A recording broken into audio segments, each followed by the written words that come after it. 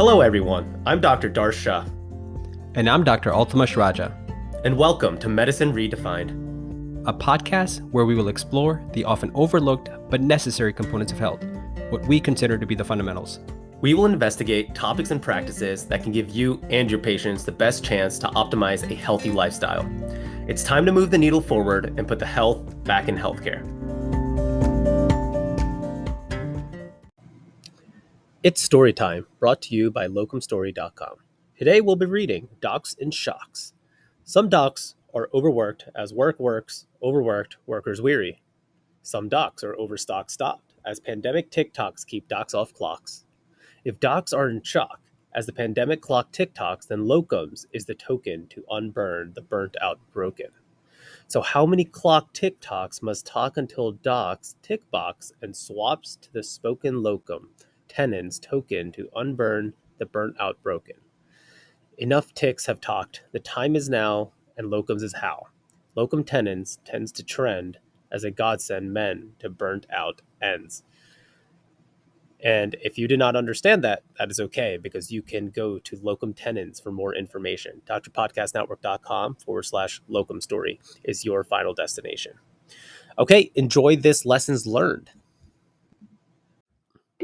All right. Hello, everyone. Welcome back to another episode of Medicine Redefined. This time, a lessons learned here with Dr. Raja. Altamash, man, 2.5 months into sports medicine fellowship. Any updates for us? I love every second of it. It's busy, but you know what, man? It's so much more fun because you're truly getting to see the patient population that you've always wanted to work with. From the lens of they want to continue being active, right? Physical medicine rehab, as much as I love it, it's much broader, right? And that's why you go specialize and then you subspecialize to kind of really try to find your niche, whatever you want to call it. Yeah. And so that's where I am. So I love it. Right. Awesome. What about you, man? That's awesome. Good, 2.5 months into PM&R. I know. Finished up spinal cord. I'm on stroke service now. It's cool. I mean, I enjoy it. I guess it's kind of where you are in the sense that we've gone general and now at least I'm in PM&R, right? And then after this, we'll see what happens. But it's just nice to be in a field, like you said, where you're finally being able to do what you want to do. So it's just cool working with those patients, trying to motivate them, seeing the lifestyle aspects that we usually do, right? I had a patient the other day come in and be like, she just had a stroke, second stroke. And first thing she comes in for her admin and says, I want a cigarette. I'm just like, oh man, all right, this is going to be a good one, and trying to figure out how we can stop that cycle of causing those strokes. So cool, man. All right, well, awesome. Let's get into it. So 2 guests, 3 episodes, Dave Tilley and Charlie Piermarini. So let's start with Dave Tilley first, talking about gymnastics. Where do you want to start with that? I'm so happy that Dave got to sit down with us and educate us on the side of gymnastics. Again, it's, I think, one of those sports, as I mentioned in our discussion with him, that doesn't really get the spotlight, except when there's a lot of negativity for some reason. I mean, that's the sense that I get just following it peripherally, being just, your average fan and not being involved in the sport. And so obviously with the most recent Olympics, lot of maybe a little bit positive, but primarily I would say negative attention, and rightfully so. Olympics is the largest stage, and so just getting educated. And I think that we kind of broke it down into 2 separate episodes. I think the first part was more important, where we talked about the history and how we got to where we are, and the culture, which is one of the areas that he enjoys talking about. And so I enjoyed learning about that, and also learning about the sports, the basics of it, how different levels and athletes kind of ascend, and at what level they can compete in the Olympics. That was the most informative, I think, that I didn't have a background on.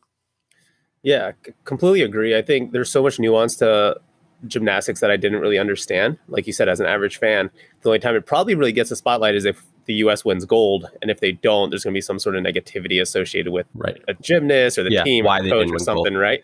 Yeah. And obviously this time around it was the Simone Biles, which I rarely watch the news as it is, but like you said in the episode, I couldn't get away from the whole Simone Biles controversy. But it was interesting to see kind of what happened with the twisties.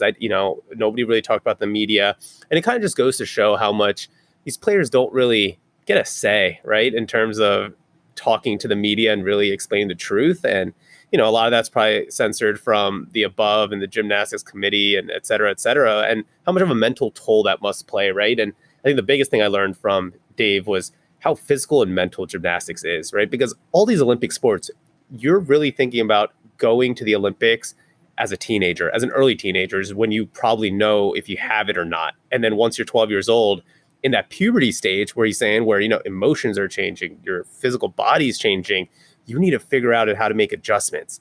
And, as we learn in psychology, when you're in your early teens, that's your whole identity crisis in a way, right? You're trying to figure out who you are, what you want to be, your passions, all those types of things. But to imagine somebody going through that physical toll and mental and emotional toll at that young age to get on the, biggest and brightest spotlight is wild. Yeah. No, I want to come back to the twisties in a second, because I think that's something that, again, from the scientific person in me, really getting educated on that, I think that was super important. And that's going to be a conversation that I'm going to have with anybody who I treat in gymnastics moving forward. But again, touching back on this, what you're kind of alluding to is that, part of the reason that the culture is quote unquote off might be because of that power dynamic that he talked about. I think that's really important to address, that he mentioned for those who might have listened, that, since athletes start at a much younger age, maybe they're starting at 6, 7, and then maybe the coaches might be in their 40s or 50s, that age gap is large, right? Oh, yeah. And so a lot of times, maybe as they're developing, and again, you talk about the emotional toll and so many different things are going on. I think one of the quotes that he mentioned, I hope I don't ruin it, is, gymnastics tries to make elite athletes when athletes are in this chaotic time of their lives. And he's referring to puberty, right? So you've got these children, honestly, and as they're going through adolescence and before they're even adults and they can kind of formulate their opinions and speak up for themselves, they don't know any better, right? So a lot of times coaches are extremely influential. And if that coach doesn't have the best of intentions, that's going to be hard. And what's interesting about that situation is, that's kind of really where the parents have to come in, right? And they have to come in, even if they're uneducated about it, they need to empower their children, I think, to recognize and report and communicate. I think obviously the best coaches, and Dave talked about this, they communicate, they over communicate, right? When I asked him about the manual therapy type of stuff, especially with the last couple of years with Larry Nassar's situation, I think that's you can never under communicate. I think, right, you can over communicate a little bit. Eric Kressig talks about this, but I think in this sense, when it's a sensitive period, it is good. Not being a parent though, I will say that it's difficult, right? I can respect that it's likely easier said than done, that the parents kind of really have to empower their children and say, hey, maybe the coach isn't right on everything. I think there's a balance, as there is with everything in life. Right. But what I'll tell you is, being on the other side of the coaching side, when I saw a lot of parents come in and they had 5, 6 or 6-year-olds or 7-year-olds, and they had high aspirations. They're like, oh yeah, my kid's going to be an elite gymnast. I saw that. And I remember in the episode I mentioned where people would bring their 4-year-olds who were really good at climbing and stuff, but that just automatically translated into they're going to be like on the rings or something, and I was just like, I'm not really sure if they were or weren't part of the problem, but I imagine, like everything else in life, it's a collective effort that gets this to be better. And it all starts with the conversations that we're having now. Yeah, absolutely, man. And just to kind of relate that, you brought up Larry Nassar, and I know we touched on that with Dave in terms of how he handles kind of, being a male coach, working with young female athletes, always ensuring that the parents understand that if there is an incident where, he has to put his hand, right behind an athlete, and in case they're going to fall, he might touch an area where, today's world, it might be inappropriate, right? So he's going to report that incident, say, hey, listen, this is what happened. And he's going to over communicate in that regard, because again, he wants his families that he's treating to be super comfortable. And it's a shame kind of what happened with Larry Nassar, right? Was that almost 5-6 years ago?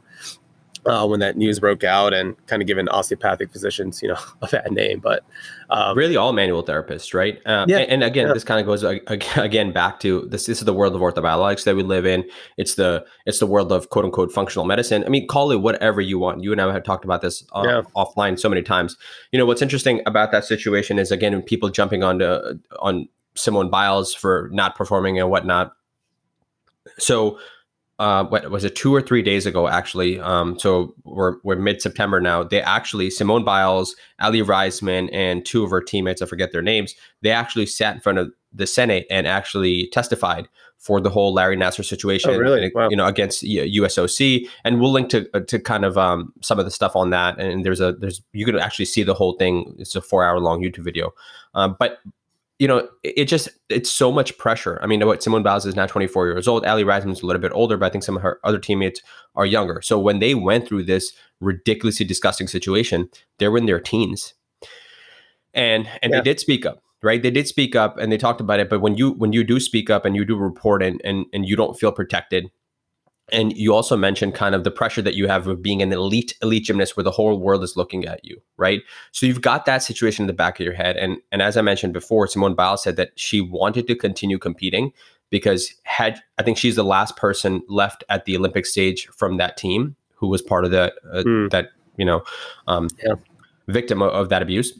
Right. And so she said, part of the reason I wanted to continue going back is because if I don't step in the limelight, then the conversation is going to die off. Right. And then she gets the twisties, right? Which for like, it's kind of, you're basically, your equilibrium's completely distorted. And as you're flipping up and down, you don't know what's up, you don't know what's down. And obviously it can be a terrifying predicament to be in. There was two awesome articles that we'll link in the show notes from the Washington Post and Time Magazine that kind of helped describe the situation. And there was a quote that 1988 Olympian described it as a non-serious stroke. This goes back to your point about taking care of a person who's a stroke.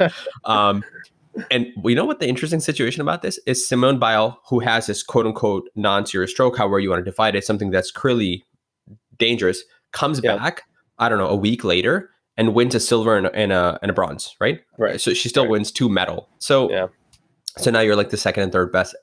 It's just impressive, It is. I mean, I'm someone who can do a backflip and a front flip, and I've done them for dance competitions. And I could tell anyone out there, it is very mental. Like, before you even start your run to do a front handspring or to do a round off into that backflip, you are predicting every one of your movements, and you're predicting how you're going to land and when you're going to flip. And it's so nuanced. It's every millisecond. And I've bailed out many times, and luckily not on hardwood floor or anything, but I've bailed out just because there was a mental block in my head. And in midair, I'd say, nope. And I would just fall straight on my back. Now, imagine if in that millisecond, I'm going to land on my head, right? And we've both probably had patients who have spinal cord injuries just from a trampoline, things like that. So it's a real physical, dire situation at that point. And I think that's what people need to realize. A lot of these people are saying, well, why can't Simone Biles just try at least, right? And if she doesn't win, whatever. Who cares if she doesn't win? At least she tried and represented the U.S. But hey, you got to realize that whole mental block starts even before the routine. What's interesting, it's kind of like getting the yips, right? In a lot of other sports. I mean, I think a lot of us appreciate it in maybe golf or some other sport. Like, okay, a hitter in baseball. Again, it's just it's a much more popular sports in the States. And so, we're like, oh man, he's in his head, he's in his head. And that's okay. But again, as kind of Dave touched on, gymnastics is 10 times more dangerous than golf, right? 100 times more dangerous than golf. I'm sorry. Like, nobody in 100%. Golf, like the likelihood of getting a TBI unless the ball somehow ricochets and comes back at you and hits you really hard. Like, that's not happening. Or you're just in a car accident like Tiger Woods. Right. Yeah. Which one didn't have anything to do with golf.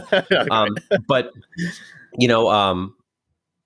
and what the other wild thing about the situation is, she's not trying average moves. She has 4 moves named after her, right? So she's trying the most complex moves ever. Crazy. And, it just kind of, I think that Dave said it best. I think we really need to sit back before we think about this, start judging other people, particularly people we've never met, we probably will never meet, and just think about like what the situation could be. Try to empathize with the human and say, hey, like, what's going on? And if you are that person who's kind of reactive and kind of jumping in the gun, maybe kind of just take a look in the mirror and say, hey, why? Why are we doing this?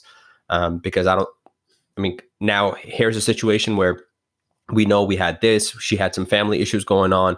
I mean, that's too much for anybody in the world to take. And so I think that at the end of the day, it's really important for us to kind of reflect on that. Absolutely. Cool, man. I guess at the end of that first episode with Dave, he also kind of touched on some gymnastic moves that we can kind of incorporate and why we should incorporate it. And, I've always been fascinated by the gymnast body just because, they are hella muscular. They are super flexible, super mobile. it's almost, they're jack of all trades and they're jacked. So, I mean, I think working on that core, somebody else that some people out there can follow is Chris Summer. I know he's been on the Tim Ferriss show, and he puts out a lot of different progressions that you could master. So he might be someone check out. Even Max Schenk. I mean, he does a lot of gymnastic moves I was just going to say. Yeah. I was just going to say Max does a great job giving regressions as well and helping modify it. I mean, he's really big into that, and obviously he's impressive. And so previous guest, I think episode 23, 25, 24, 24 was 25, 26. 25, 26. Oh, you're talking about Max. Yeah. Max 24, I believe. 23, 24. Yep. Anyways, you guys can search him. Yeah. Cool. So let's switch gears. So the second episode was much more rehab oriented for our healthcare medical professionals, where we talked a lot about the common injuries. And, he described a little bit more into the different types of gymnastics, right? You have artistic, which is kind of like vault, beam, floor, that kind of stuff. And understanding the sport, this is like anything else in sports medicine or rehab medicine. You have to understand what that functional issue is, and then what the limitations might be, and what the mechanism of action is. And so, I loved that we kind of walked through the injury to performance continuum. That was awesome. Yeah, absolutely. And I think for all the new listeners out there, this is kind of the third time we really touched on this, because it's so important. Two of his colleagues, DeWish and oh my God, Dan Poe. Yeah, slowed my mind there for a second. Came onto this show, right? And they all work at Champion, and we've all had this discussion about how do we communicate? How do we give the most effective and efficient care to our patients? And it's such an important topic, because yet in the years of healthcare, nobody has figured it out, right? To make it really viable and sustainable. So that was just a really cool conversation in terms of how he goes about ensuring the best care, in terms of how he communicates with the surgeons post-op, or if it's sports medicine docs pre-op, and trying to see whether his patient might need surgery or not. Yeah, interdisciplinary communication and the interdisciplinary sign-outs that Dave Ote first talked about on our show way back when. He did, yeah. It's my favorite thing, man. Look, I think that we know that collaboration is key. And I know that Dave talked about, hey, like physicians are busy.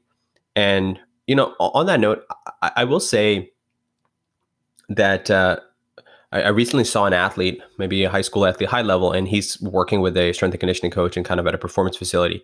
And they gave me, I told the mom, I was like, let me get their number. I'll talk to them. So I got the cell phone number of the coach, and also got the facilities number. And I tried about 6 times for the next 24 hours.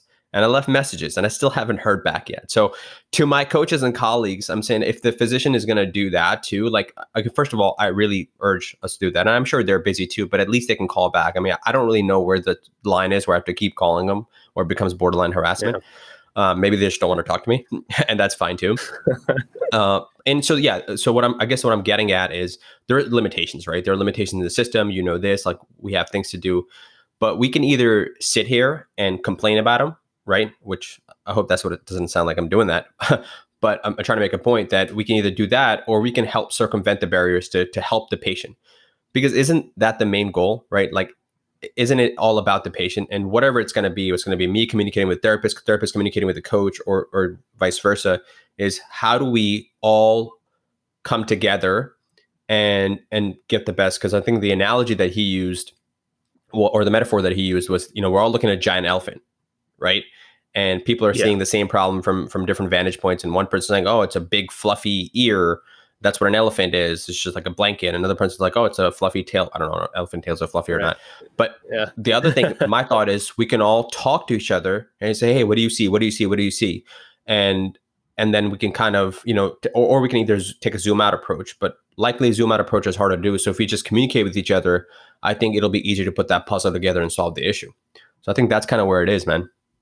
Yeah, absolutely, man. So I've recently just enrolled in a health system science academy course here at Penn State. So, nice. Essentially going to be talking about insurance companies, just how the health system works from top to bottom, teams, communication, all those things. So it's pretty cool, because I'm actually probably one of only like 5 residents in it, and the rest are attendings. So it's really cool to get that perspective from attendings who have been in this position, whether they're educators or whether they're in administration, and just kind of seeing how it works. Because again, I think I'm super passionate about this continuum of education, and how pre-meds have no idea what med school is like. Med students have no idea what residency is like. And as residents, I have no clue what attending life is like in terms of administration and notes and all those things, right? So trying to bridge that gap is something I'm trying trying to do. So it's going to be cool to see, and trying to bring up these conversations and hopefully add some value now that we've had these guests on to give some sort of another vantage point for other people to see. So yeah, I love that.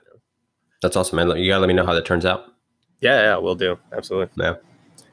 Keep everyone updated. Yeah. Awesome. So let's shift gears. Let's talk about CBD. Right. Yeah. Cannabis, cool episode. Hemp. Yeah. Informative, man. I think you probably came into it with a lot more background knowledge than I did. Sure. So talk to me. Tell me what you learned. Yeah, I learned a lot, actually, man. And you're right. I did come in knowing a good amount, just because I've really been into that kind of alternative space a good amount in terms of pain, and had a lot of conversation with attendings, because here at Penn State now, we're actually allowing patients to bring in their own supply of medical marijuana or CBD or whatever it might contain, as long as it provides good use for the patient's treatment plan. And even now, during on the rehab side, we've had probably 3 or 4 patients now on spinal cord ask about if they can use either THC creams, if they can get Marinol, if they can, use any form of cannabis. And I've had these discussions with my attendings, and they're starting to learn more and more about it too. And they've actually presented at conferences in the last 2 years about cannabis and spasticity and spinal cord injury. So it's becoming a more popular conversation, not just amongst physician and patient, but also physicians themselves, and sharing data and sharing what they've seen. So it's been cool to kind of provide some value again, in those conversations. But it was fascinating to see Charlie as a PA educate us on this, because obviously there's some regulations where he can't prescribe anything with THC in it, being a physician assistant. He can only do CBD. Yet he has courses, and he's providing us education in the whole spectrum. But I think learning about the endocannabinoid system was something that I was always kind of gray on. I was a little naive, I guess, in terms of that. So learning about CBD1, CBD2, and different receptors, and understanding that it's not just CBD and THC, right? There's so many different forms behind THC. There's so many different analogs of CBD, and how they work on the receptor is super important. And I really urge everyone to kind of just listen to that episode if they haven't, and also just delve into this stuff, because it's truly the future. I mean, this is something that we're going to see more and more in clinics. We're seeing more legalization across the country. And it's just something that we all need to keep our eyes on. Yeah. And just to kind of touch on the endocannabinoid system, I mean, so we know that I was also fascinated that, first described in 1992, and over the years, we found increasingly this to be more important in human health and well-being through maintaining homeostasis. And I think he's talked about that several times, even on our show and also in his episodes, in various aspects of physiology, right? And you mentioned that CB1, CB2 receptors, but there are a myriad of ways that it actually works in the body to kind of regulate that homeostasis that we don't fully understand. And he touched on how complex it is. And it's not just exclusive to the CB1 and CB2 receptors. And we've got the TRPV1 receptors, we've got the GPR55, 5-HT1 alpha, A2A, and all these are together working to help with inflammation, pain, anxiety, some of the most highly studied things that we have to this day. Of course, there are studies kind of supporting one thing or another, but I would say the strongest evidence we talked about is epilepsy, obviously the FDA-approved drug. But I would say the most commonly used thing for this is pain, and that's what he's seeing in clinic, he's mentioned. Another interesting thing that he talked about is we have to continue developing a stronger understanding of it, because the fact of the matter is, as regulations are getting looser on this, and what I mean by that is at the state level, it's being legalized, but the federal level is still not. Charlie did mention that you can buy it at the gas station. Like I said, every grocery store that I go to, man, just rows of it, right? And so it's easily accessible. And so us, the scientific community, has to have a better understanding, and we have to have conversations about it, because the patients are going to reach for it. There's absolutely. Just like I do, man. Oh my, pain, I think it's increasing, right? We know that anxiety, pain, poor sleep are all intertwined, and that amplifies the pain syndromes, right? And so people are going to reach for things. They're going to. And if they come to us and they say, hey, doc, like, what do you think about this? And if we're dismissive about it, or if we don't understand it, they're just going to either go to Dr. Google and maybe not have a great source, or unfortunately fall in trap with the bad actors. Fortunately, Charlie's not one of them. There's a black market out there, right? That people need to watch out for. Yeah. So, something important to understand. Like, for the one things that we spent a lot of time talking about CBD, but of course we touched on THC and hemp and kind of teasing out the differences. And some people respond really well to CBD isolate, like you mentioned, right? And then others, what we've learned when it comes to pain medicine, when truly treating that the entourage effect is extremely beneficial, right? That's for those of you who remember that it's a single ingredient might not work together, but as a team, the whole crew can have better efficacy. Unfortunately, the problem is the whole crew can also make you high, which is not typically. Well, I shouldn't say typically. Sometimes it's not desired, and especially when you're taking other medications or if you've got work-related issues or whatever it might be, and long-term risk of psychosis and that kind of stuff, which is equivocal in terms of the data. But you know what? If I'll pause there to see if you have any other thoughts. But I did want, I recently across my radar, 2 cool studies came into pain mechanisms that, if you're interested, I could talk about. Otherwise, absolutely. Let me know what you thought. Yeah, well, just real quick, I guess. Yeah, I completely agree with everything you said. I know I want to tell people that while more and more benefits may come out with looking at cannabis, right, through these research studies, because it's important to note that back when cannabis first was researched in the 70s and 80s, you were only allowed to research it if you could find negative side effects, right? That's the only time government would actually give you grants and money to study weed. So while we're starting to see more benefits because we already knew the side effects, we're also going to see more side effects, right? I think people need to understand that. We already know that if somebody has mental health issues or schizophrenia, cannabis is almost a no-go, right? Especially THC, because we can induce that schizophrenia to become even worse. And it's important to note that THC and CBD, the molecules itself in today's marijuana plant, is it's like 100 times more concentrated than it was back in the day when, people were first using this in Ayurvedic medicine, alternative medicine, right? So the effects of the psychoses and the numbing, I guess, as people want to say the stoned, I guess, would be a lot lower, right? So it was more medicinal in that sense. Whereas now it's really kind of just takes over your body because it's so potent. Yeah. Yeah, no, that's right on. And that's, I think, kind of when I did a lit search to just, again, look at it from the angle of pain medicine. What I was interested to find out about that, we've got several RCTs, and there's a recently published meta-analysis 2019 showing that cannabinoids can have a medium to large effect on self-reported pain, right? But interestingly, what they found in that paper was that the placebo effect had also a small to medium effect on self-reported pain. So what we're trying to figure out, okay, hey, what's the real key here? Now, I think that the data supports that 30% of the time the placebo is beneficial. I would always question at the end, does it really matter at the end of the day, if we're in the business of helping people or not?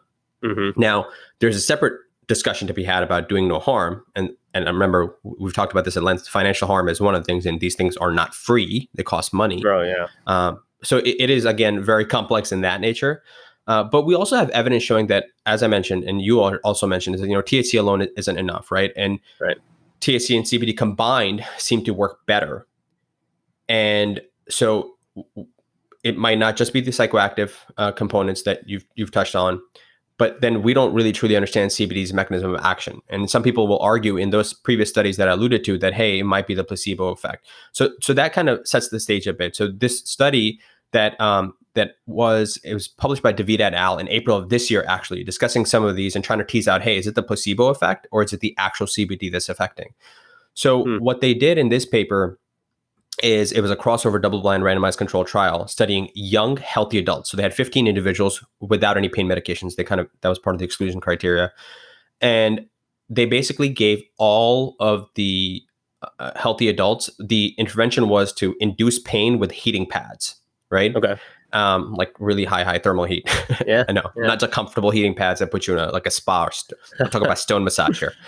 But they put them in a nice 4 buckets, right? So bucket 1 was they told the individuals, hey, you're getting CBD, but they got placebo. Okay. Bucket 2 was they got placebo. They were told they're going to get placebo, and they actually got placebo. Okay. Bucket 3 is they were told they were going to get placebo, but they got CBD. Do you know how much CBD they were getting? How many milligrams? So yeah, the CBD product was a CBD isolate of 0.3 mLs.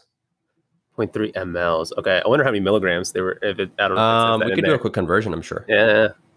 Quick Google search.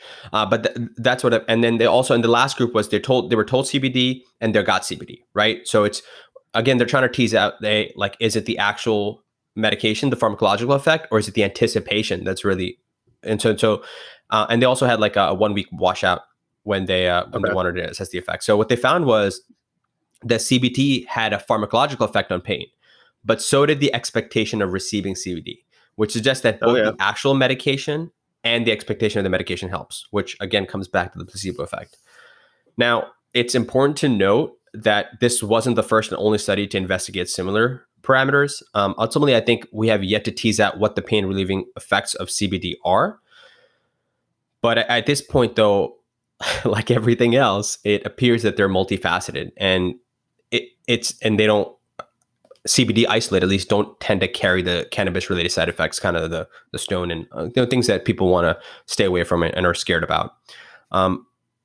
What my takeaway from this, and it has been forever, is pain is an extremely difficult phenomenon to unpack, right? And understand, and let alone measure.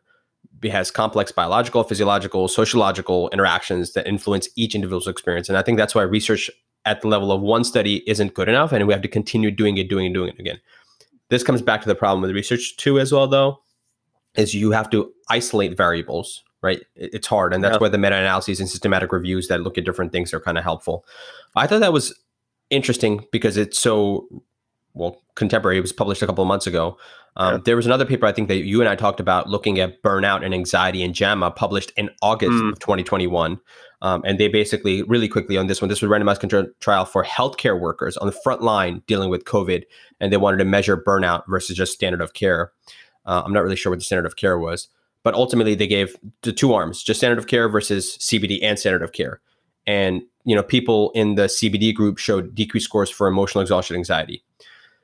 So, I think, again, it goes back to pain is multifaceted, and that's probably why it seems to work for these specific pathologies in isolation, but also together, right?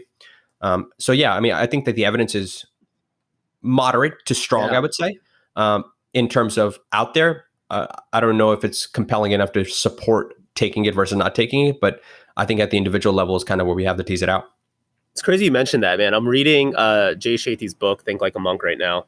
And he talks about Shaolin monks, and they did a research study on them with non-meditators, and they used thermal heat to induce pain on the wrist. And what they found was non-meditators obviously had a lower threshold for the physical and sensory component of feeling that pain, whereas the Shaolin monks, when they looked at their brain and the MRIs and stuff, what would light up is the physical, but their sensation to it would not light up at all. So you could almost burn them and they wouldn't feel it, right? Which kind of explains how inducing fire on these Buddhist monks and things like that is a lot. It just goes to show that placebo effect and training your mind. And there's a lot more nuance than we actually even know, right? It might not just be these CBD receptors, which again, I think people need to understand endocannabinoid systems is inherent in our body. It's not something we kind of just develop. It's that runner's high. When you run for 2 miles, and then all of a sudden you get this urine flow, those are your, endogenous opioids, we say, filling up those receptors and making you feel like that. So this is something that's inherent in our body. But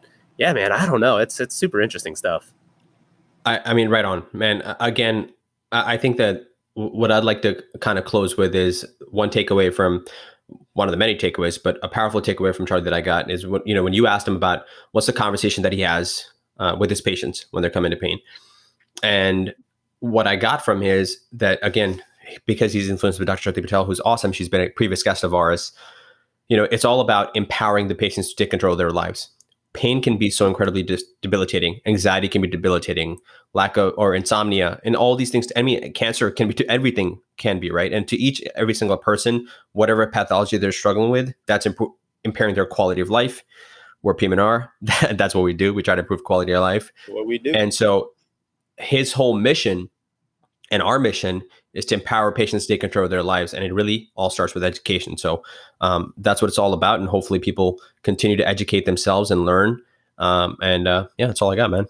Love it, man. Yeah, that's exactly what I said at the end of that episode with Charlie when I was talking to the listeners. I mean, if we can just all educate each other. And again, these are conversations that people are having on the daily with their parents who are in pain, with other friends talking about, hey, you guys heard of CBD? It got legalized. What do you think about it? I have this pain, but I want to get off opioids. And these are real conversations, and these are conversations that people want to bring up to other physicians. So whether you're a physician, you're a healthcare provider, you're a patient, let's kind of educate each other, share that episode out to the people that you're having that conversation with, and let's continue to learn. He mentioned, I believe it's called medicalmarijuana411.com if providers want to get more educated on cannabis. And then again, you can check out Restorative CBD, which is Charlie's company, where he also has some courses too for patients as well as healthcare providers.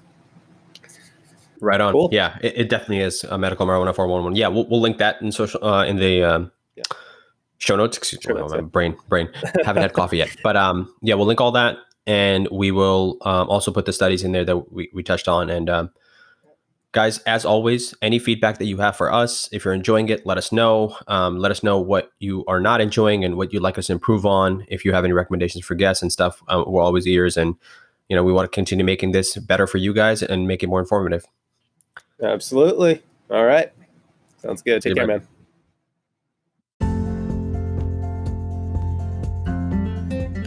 Thank you so much for taking time out of your day to listen to our lessons learned. We really enjoy doing these episodes as it gives Altamash and I a chance to really share what we are experiencing, how we are taking what our guests talk about and implementing them in our own lives, but then again, providing education to all of you. So if you are a new listener, welcome to Medicine Redefined.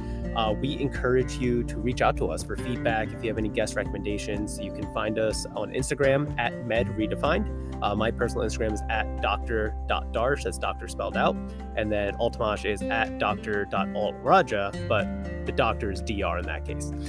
Anyways, to help us get to the top of the chart so that people like you can start to listen to Medicine Redefined, please take some time out to rate and review this podcast. It will do us a huge favor. And for doctors, the story has changed. Visit drpodcastnetwork.com/locum story for unbiased information about locum tenens and see if it should be your next chapter. And remember, locum tenens tends to trend as a godsend men to burnt out ends. Time for that disclaimer. Everything in this podcast is for educational purposes only. It does not constitute the practice of medicine, and we are not providing medical advice. No physician-patient relationship is formed, and anything discussed in this podcast does not represent the views of our employers. We recommend that you seek the guidance of your personal physician regarding any specific health-related issues. And we will see you at episode 29. Thank you.